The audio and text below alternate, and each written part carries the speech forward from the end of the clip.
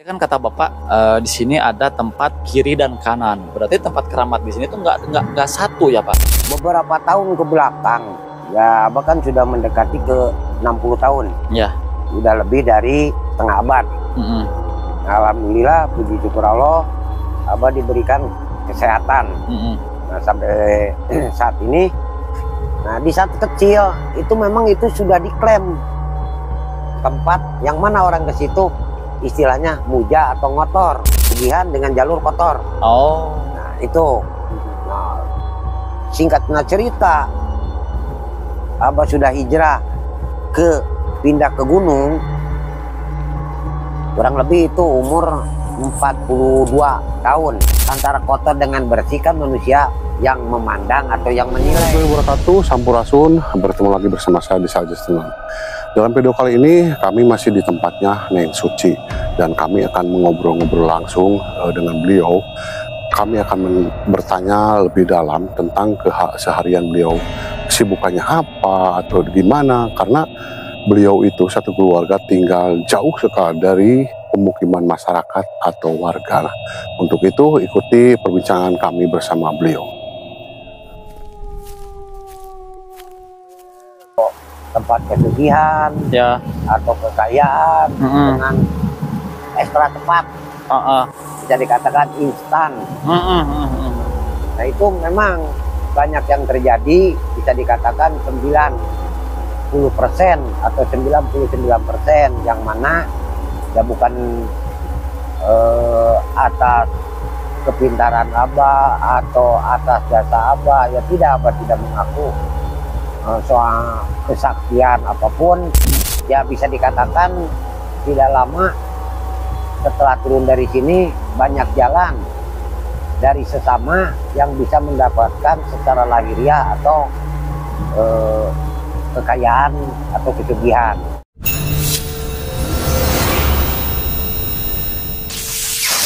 Alhamdulillah teman-teman, sekarang saya udah bersama dengan Abah Kuncen ya, Bah? Ya. Yang mana Abah Kuncen ini orang tua dari Neng Suci. Tadi alhamdulillah Abahnya lagi ke ladang, dan ini walaupun hujan, kita diperkenankan ngobrol-ngobrol bersama Abah. Nah, Bah, gimana kabarnya Abah? Sehat, Bah? Alhamdulillah. Alhamdulillah ya, Bah. Gini, Bah, ini kan saya tadi dari awal perjalanan ke sini lumayan cukup jauh, dan saya selain rumah ini nggak menemukan lagi rumah yang lain, Bah. Nah, mungkin nanti sebelum kita masuk ke pembicaraan pokok, nah pada dasarnya itu Abah kenapa kok memilih tinggal di sini, dan apakah benar Abah ini mendapatkan mandat untuk tinggal di sini menjaga harta kekayaan dari Gunung Tampomas? Mungkin Abah bisa sedikit kilas balik kenapa Abah tinggalnya di sini, dan terkait dengan harta kekayaan itu seperti apa, Bah? Jadi asal mulanya, sebelum ke pembicaraan itu, jadi Abah akan menjelaskan, ya, selagi muda dulu ya namanya orang kampung kan merantau ke kota, bertahun-tahun di kota, biasa menjalankan aktivitas sama sanak keluarga, orang tua ada di Bandung, di Jakarta. Ya singkat cerita, tahun 2000 Abah mengundurkan diri dari salah satu perusahaan tekstil. Oh. Bisa dikatakan perusahaan anggap terbesar di Kabupaten Sumedang. Nah, waktu itu Abah sempat menjabat foreman di bidang elektrik instrumen. Nah, cuman Abah lebih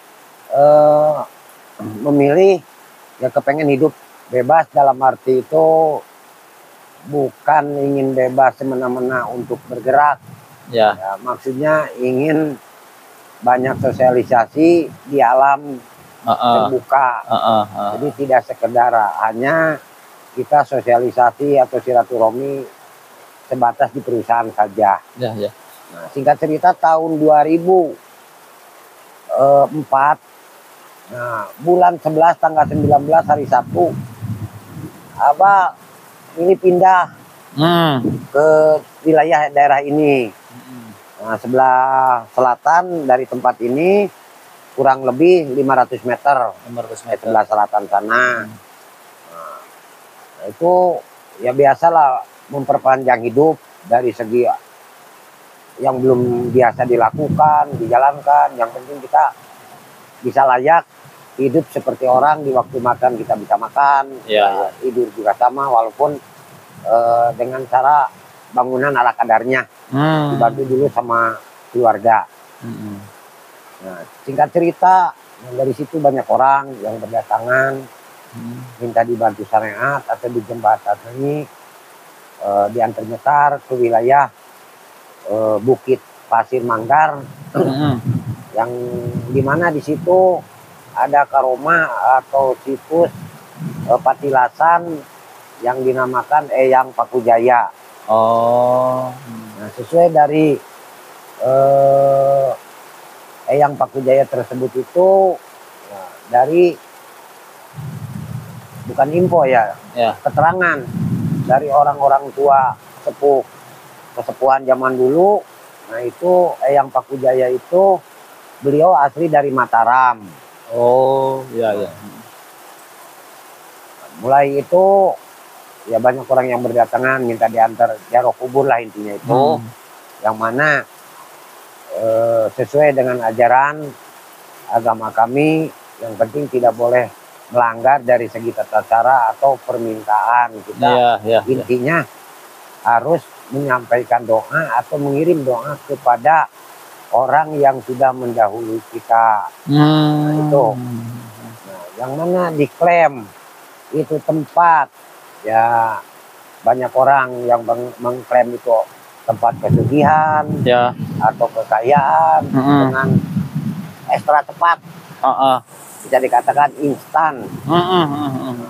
Nah, itu memang banyak yang terjadi, bisa dikatakan 90% atau 99%, yang mana ya bukan atas kepintaran Abah atau atas jasa Abah, ya tidak, Abah tidak mengaku soal kesaktian apapun. Cuman itu jelas-jelas karunia Allah, jelas-jelas yang mana Allah itu memberikan barokah untuk setelah nyekar dari karomah itu, ya bisa dikatakan tidak lama setelah turun dari sini banyak jalan dari sesama yang bisa mendapatkan secara lahiriah atau kekayaan atau kesugihan. Nah, itu info setelah yang mana menjalankan syariat atau yang menjabatani Abah pribadi. Jadi infonya seperti itu. Iya. Nah, gini Pak, ini kan tadi waktu Abah ceritakan datang ke sini. Apakah sebelumnya sebelum Abah di sini udah ada kuncen apa belum ada, lalu Abah dikasih mandat? Kan mungkin kalau Abah kan kuncen resmi ya. Iya. Nah, kan tadi kata Abah banyak orang juga yang yang aku-akuan lah. Nah, itu sebetulnya dulu sebelum Abah ke sini belum ada kuncen berarti? Dulu sudah ada kuncen. Bahkan dari entah abad keberapa juga sudah ada kuncen. Cuman dulu kan belum ada peresmian atau belum ada pembentukan paguyuban. Nah, itu. Nah, ini yang contohnya ini. Nah, ini kan sebuah contoh sesuai yang mana sesuai ketentuan legalitas seorang juru kunci, jadi punya legalitas ini. Tertera tugas dan tanggung jawabnya sesuai dengan tempatnya. Nah, itu. Berarti namanya Abah Enceng. Abah Enceng mah resmi dari paguyuban. Ya, alhamdulillah, ya resmi dari PKPBS. Singkatannya, keperpanjangannya Paguyuban Kuncen Pancar Buana Sumedang. Yang mana lengkapnya di sini. Jadi ditugaskan untuk merawat Pakujaya ya? Eyang Pakujaya. Yang adanya di Bukit Pasir Manggar. Itu. Berarti ini bisa dikatakan kebetulan mungkin karena Abah Enceng udah lama di sini juga ya, dekat dengan makam keramat tersebut, atau emang dari awal-awalnya Abah udah digadang-gadang ditugaskan di sini untuk menggantikan kuncen sebelumnya, Bah? Oh, itu tidak. Tidak. Itu secara di luar nalar. Oh. Karena Abah tidak ada tujuan dan Abah tidak tahu asal usul buyut lah dikatakan kalau orang Sunda itu buyut. Jadi dari ibu kakek terus ke sana entah berapa puluh tahun atau ratus tahun. Nah itu pun juga Abah menyadari pertolongan dari Allah atau amanah dari Allah itu pun juga dikasih tahu dari darah daging atau keluarga yang mana kesepuhan Abah dari keturunan ibu, keturunan bapak dari sononya memang sudah ada katanya. Jadi kalau soal ini untuk menurut pribadi Abah gitu yang Abah yang mana Abah ditunjuk atau diberikan amanah itu tidak diinginkan atau tidak dibuat suatu harapan ingin jadi kuncen atau apa itu tidak tahu tata caranya atau gimana awalnya itu ya? Awalnya itu tidak tahu karena tidak ada harapan atau tidak ada hak waris. Nah, adapun ada ya Abang menyadari oh berarti ini jelas-jelas walaupun ada dari sananya juga kan tidak ada hubungannya dengan wilayah keramat di sini. Jadi ya secara singkatnya entah dari mana-mananya ya seorang juru kunci atau seorang punya tugas untuk menjalankan amanah yang mana seseorang minta saran pendapat ya dengan cara syariatnya ke karomah atau kemana. Nah itu ya di luar nalar aja. Soalnya kan awalnya tidak ada planning atau tidak ada rencana untuk tinggal di sini. Terus ingin jadi ini tidak ada. Jadi jelas-jelas ya Abang merasa pertama merasa shock, kaget gitu kan. Soalnya ya anggaplah ilmu kuncen misalkan dari segi agama kita ya harus ada ayat apa, bacanya gimana, itunya gimana, itu jelas-jelas tidak memahami. Nah, cuman setelah dijalankan, nah alhamdulillah Abang mendapatkan ilmu dari segi pengalaman atau perjalanan. Nah, jadi Abang ngaku berarti saya punya ilmu yang dipakai ilmu saya jurusnya itu ilmu fakta. Nah, disesuaikan apa yang dikatakan ilmu fakta itu ya sesuai dengan data-data yang jelas, otentik, kita nyekar ya dari ajaran agama kita harusnya begini. Jadi Abang mengajarkan ke semua, anggap aja lah jemaah atau orang yang minta diantar nyekar itu harus sesuai dengan ajaran agamanya masing-masing. Nah itu, jadi sebetulnya tidak ada yang diharuskan sesuai ketentuan kunci harus begini, tidak ada. Cuman ada juga yang mana sesuai kehendak mereka ingin nginap, ya silahkan. Nah gitu. Mungkin ya, kalau yang saya tangkap, mohon maaf kalau saya salah. Iya. Jadi pada dasarnya Abah juga tinggal di sini itu awalnya tidak berharap untuk dijadikan kuncen ya? Tidak sama sekali. Tidak. Cuman mungkin karena dari segi Abah orang spiritual, mungkin dirasa kata orang-orang lain ini cocok dan bisa meluruskan. Yang baru Abah mungkin ditugaskan di sini. Nah, ini mungkin ke pokok yang sekarang lagi booming, Bah. Yang saya dengar info di sini itu tadi juga kata Abah nyebut 90% orang yang datang ke sini berhasil kaya raya atau misalkan hajatnya terkabul. Nah, itu sebetulnya cerita yang benar itu benar atau gimana? Kalau benar itu sebetulnya seperti apa gitu. Nah, kalau untuk versi Abah ya, entah kalau versi yang lain soalnya kan banyak juga ada info agak munduran dikit Bah atau ngeklaim tempat ini harus ada syaratnya begini sesuai ketentuan mereka. Cuman untuk konsep Abah sendiri yang mana satu dia punya patokan ainal yakin kunci. Nah itu satu. Nah terus setelah yakin dia harus dengan posisi tenang, dijamin insya Allah pasti menang. Nah soal jalan tergantung ya apa namanya, jadi jangan sampai boro-boro, kan Abah suka bilang boro-boro jalan yang anggap aja diklaim jalan kotor hitungannya ya. Nah sedangkan jalan bersih pun juga itu kan menurut pandangan seseorang yang mengklaim atau yang memutlakkan antara bersih dan kotornya itu yang maha di atas, bukan sesuai pendapat manusia. Nah kita kan jangan fanatik lah, contoh banyak lah entah di negara mana atau entah bangsa apa. Nah mereka kan seorang pegawai mendapatkan gaji tiap minggu atau tiap bulan. Nah bisa aja mendapatkan pendapatan lebih di luar gaji. Apakah itu tidak ngambil dari jalan kotor? Nah kan itu Bukan, bisa juga.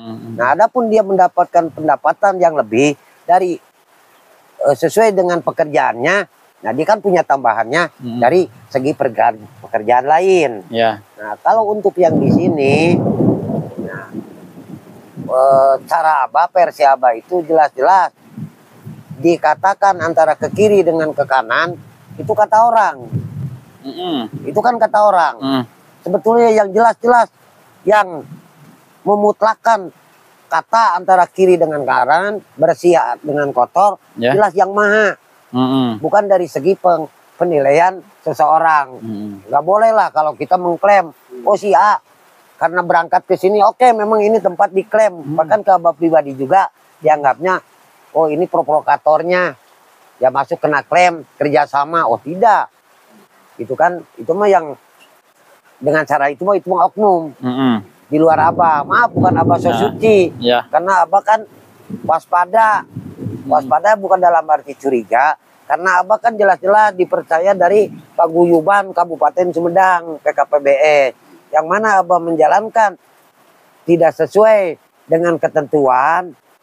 Aduh jangan harap, walaupun Abah tidak punya gaji bulanan atau harian atau tahunan, nggak maulah kalau berurusan dengan yang memberikan ketentuan. Nah itu. Tadi kan kata Bapak di sini ada tempat kiri dan kanan. Berarti tempat keramat di sini tuh nggak satu ya Pak. Nah itu apa yang dimaksud dengan kiri dan kanan? Terus dengan apa yang dimaksud dengan versi Bapak? Berarti kalau bisa versi Bapak berarti ada versi yang lain atau ada oknum. Nah, mungkin Bapak bisa jelaskan dengan gamblang biar yang apa namanya yang menyangka tempat ini sedemikian rupa itu nggak salah persepsi gitu. Jadi gini, beberapa tahun ke belakang, ya Abah kan sudah mendekati ke 60 tahun. Udah lebih dari setengah abad. Nah, alhamdulillah, puji syukur Allah, Abah diberikan kesehatan. Nah, sampai saat ini, nah di saat kecil, itu memang itu sudah diklaim tempat yang mana orang ke situ istilahnya muja atau ngotor. Atau pesugihan. Nah, pesugihan dengan jalur kotor. Nah, itu. Nah, singkatnya cerita, Abah sudah hijrah pindah ke gunung. Kurang lebih itu umur 42 tahun. Nah, baru bisa tahu tempat ini. Tempat di sini antara bisa disebut antara kotor dengan tempat bersih. Nah sebetulnya antara kotor dengan bersih itu hasil klaim orang. Yang mana orang dekat atau orang jauh, ini diklaimnya itu kan tempat kotor. Tapi yang mana tadi Abah bicara, nah antara kotor dengan nggak kotor, dengan yang bersih, yang memutlakan nilai kan bukan manusia, cuma hanya diklaim aja. Karena tata caranya kan ada beda. Ada beda. Nah, sedangkan anjuran Abah pribadi tidak menganjurkan harus pakai ini, pakai ini, pakai ini. Bahkan sombongnya Abah, yang mana sampean ingin nyekar, seumpama rokok yang lagi dikenyot pun juga nggak masalah. Kata Abah kan gitu. Selalu bilang begitu.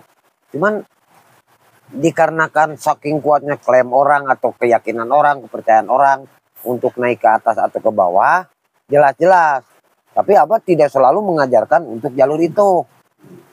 Walaupun diklaim, tetap aja walaupun Abah nganter tidak ke tempat itu, tanda kutip, Abah kan selalu ke atas.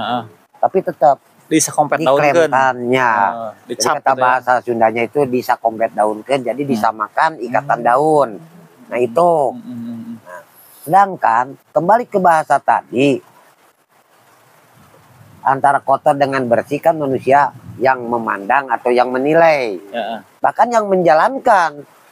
Nah, prinsip. Manusia kan punya prinsip. Kalau saya pekerja kan, saya pejabat, saya punya gaji, saya punya kerja.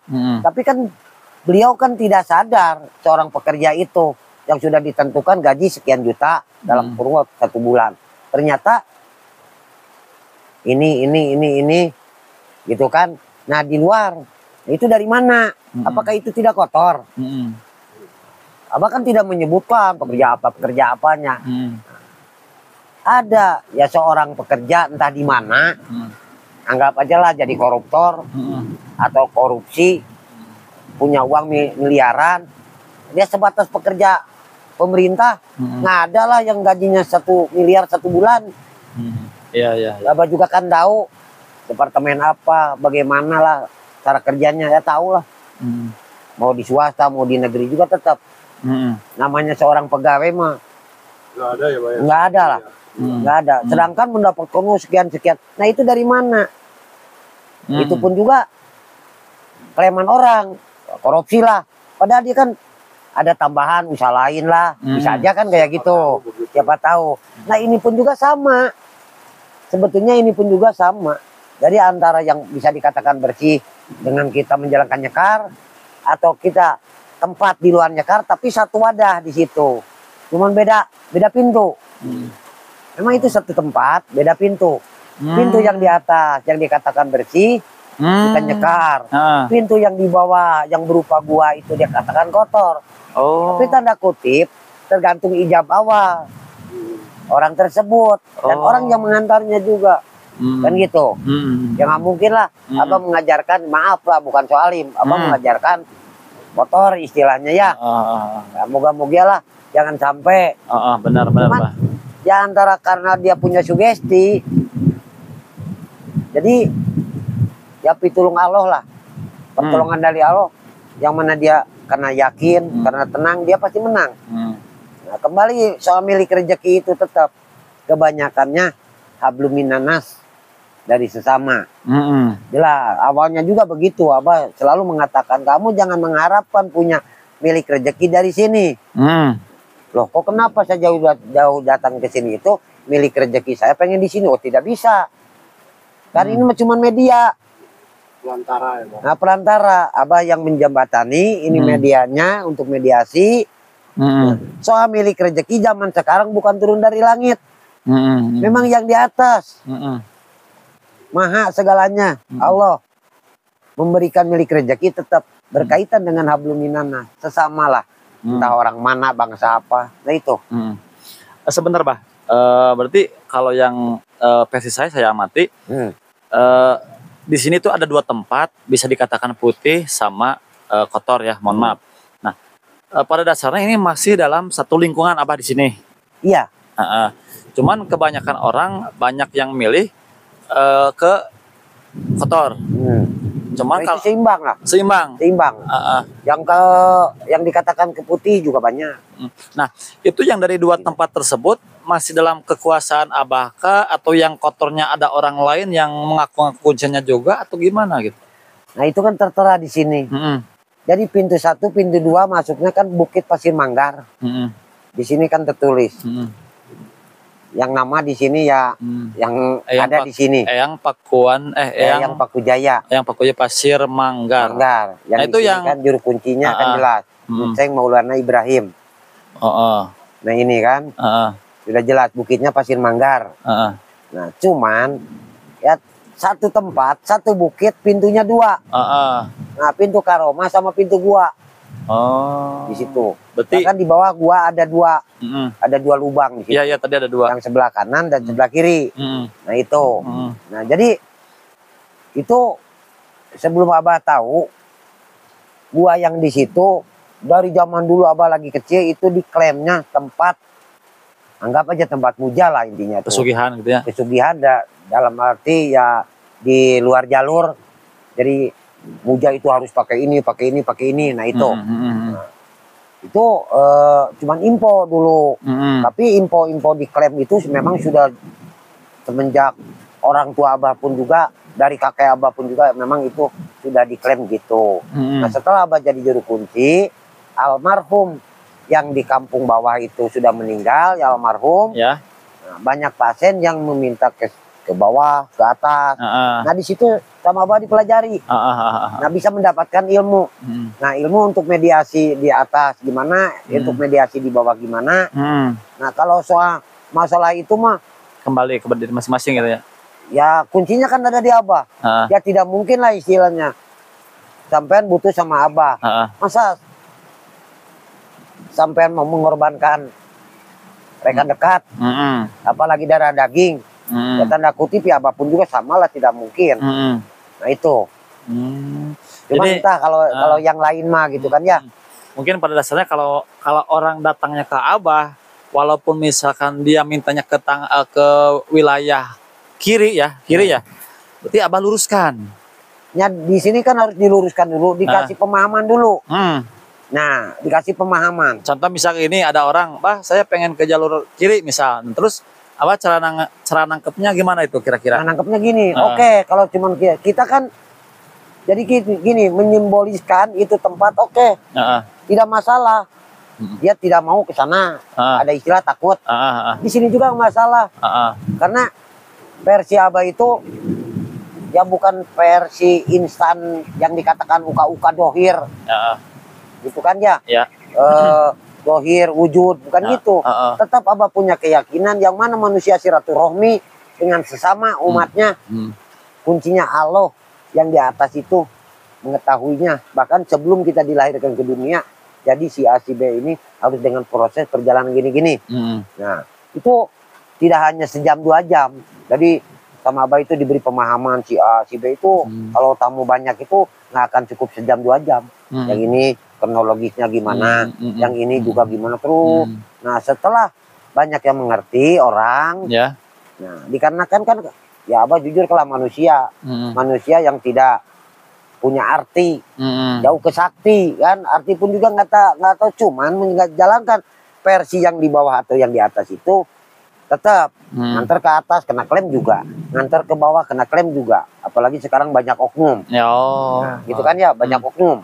Nah jadi nah ini untuk memperbaiki, jangan sampai merembet atau dianggap kerjasama, karena sudah kepegang sama Abah untuk dana kekuncian sekian, operasional sekian, selama nunggu sekian, itu sudah ada settingannya.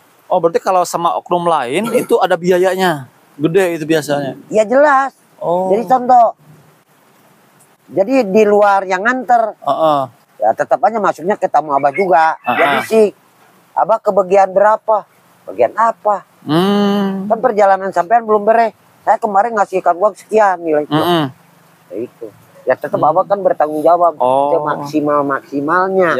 Bukan tanda kutip maksimal mungkin. Jadi semaksimal-maksimalnya. Jangan sampai dia mengeluarkan tenaga dan biaya untuk anggap operasional ke sini. Nah itu ya udahlah. Walaupun Abah nolak, Abah jelas tidak menerima, tidak. Cuman Abah bertanggung jawab. Yang mana sampai selesainya itu.